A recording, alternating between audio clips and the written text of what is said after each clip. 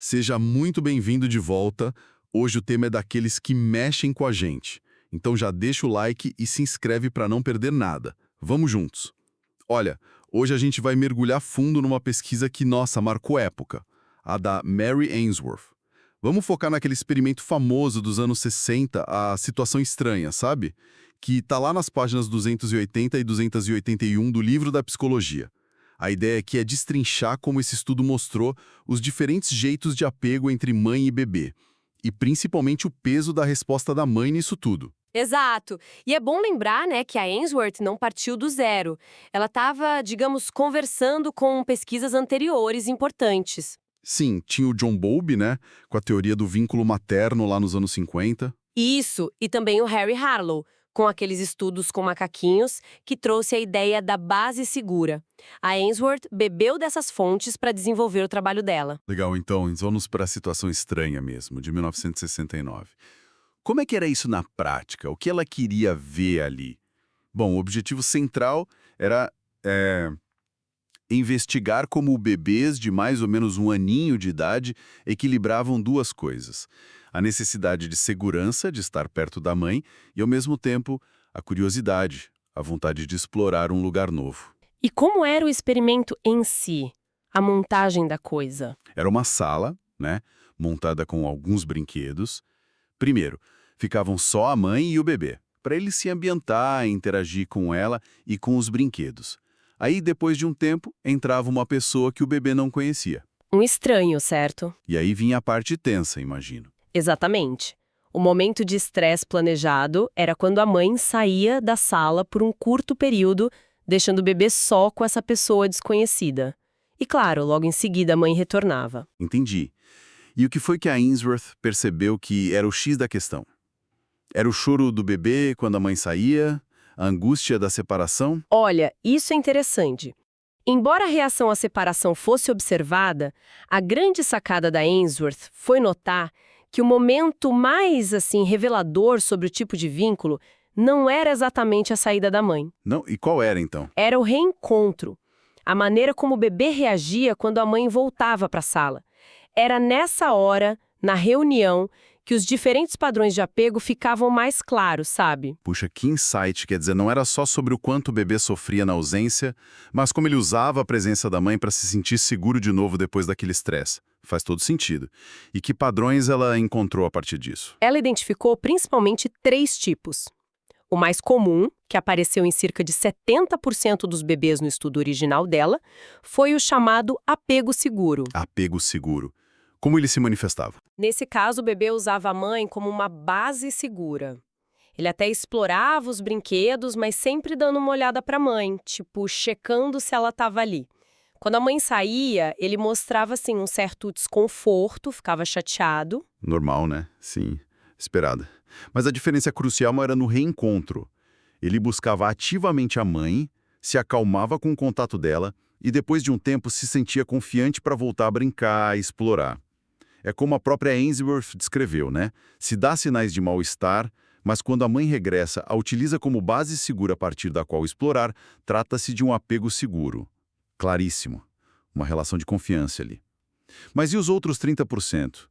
Que outros padrões surgiram? Bom, aí tínhamos 2 padrões de apego que ela classificou como inseguros.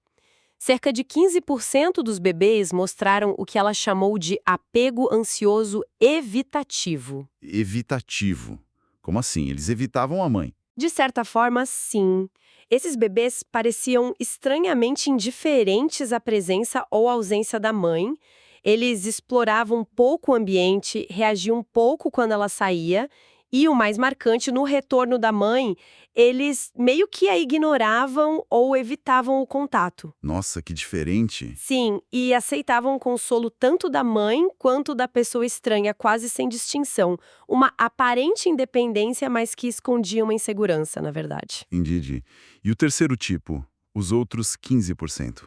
Esses foram classificados como apego ansioso ambivalente ou resistente. Esses bebês já ficavam meio receosos antes mesmo da separação, só com a entrada da pessoa estranha. Já demonstravam ansiedade ali. Isso. E quando a mãe saía, ficavam intensamente angustiados, choravam muito. Só que no reencontro acontecia uma coisa curiosa. Eles buscavam a mãe, queriam colo, mas ao mesmo tempo pareciam bravos e irritados com ela. Ambivalente mesmo, né? Uma mistura de querer e rejeitar. Exatamente. Resistiam ao consolo, era difícil acalmá-los, uma relação de muita insegurança e ansiedade sobre a disponibilidade da mãe. 3 reações bem distintas ao mesmo cenário. E a grande conclusão da Ainsworth, então, foi sobre o que causava essas diferenças. Por que alguns desenvolviam um apego seguro e outros não? A principal conclusão dela apontou para a sensibilidade materna.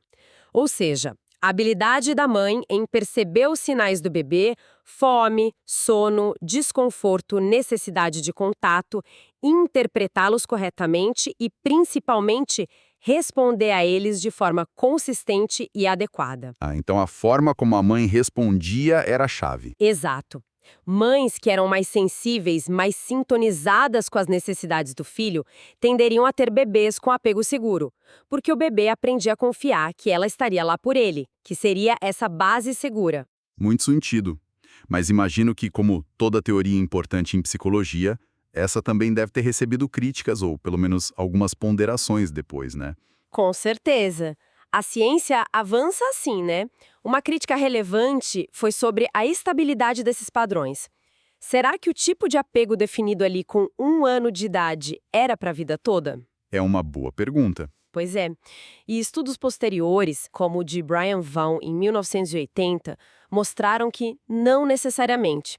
Mudanças significativas na vida da família, tipo estresse financeiro, divórcio ou até melhorias, poderiam sim alterar o padrão de apego da criança ao longo do tempo.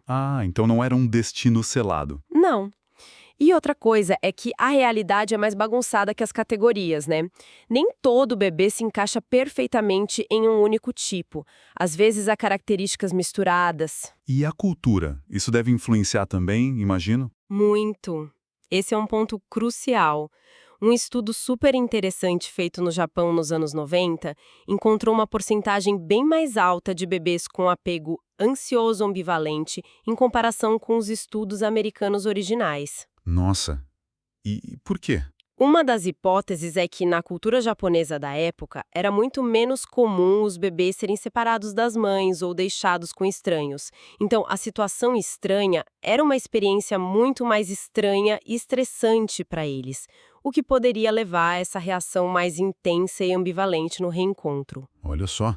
Isso mostra como o contexto cultural molda tudo, até a forma como interpretamos um experimento. Sem dúvida. E vale mencionar rapidinho que, mais tarde, nos anos 90, outra pesquisadora, Mary Main, que foi aluna da Ainsworth, identificou ainda um 4º tipo de apego, o desorganizado. Esse seria para crianças que mostravam comportamentos mais confusos, contraditórios ou desorientados no reencontro, sem um padrão claro como os outros 3. Então o quadro ficou ainda mais complexo. Mas, apesar dessas nuances das críticas, da questão cultural, do 4º tipo, a situação estranha continua sendo um estudo fundamental, certo? Fundamental. Absolutamente. É um marco na psicologia do desenvolvimento, abriu portas para entendermos a importância das primeiras relações e como elas podem influenciar a forma como a gente se relaciona e explora o mundo depois. Perfeito. Então, recapitulando rapidamente, falamos da situação estranha da Ainsworth, de como o reencontro era crucial para identificar os padrões de apego seguro, o ansioso evitativo e o ansioso ambivalente. Vimos a ligação forte com a sensibilidade da mãe. Isso, mas também as ponderações, que não é algo fixo para sempre e que a cultura tem um peso enorme. Exato. E fica aquela pulga atrás da orelha, né? O quanto dessa dinâmica inicial de buscar segurança e explorar o desconhecido ainda reverbera na gente hoje.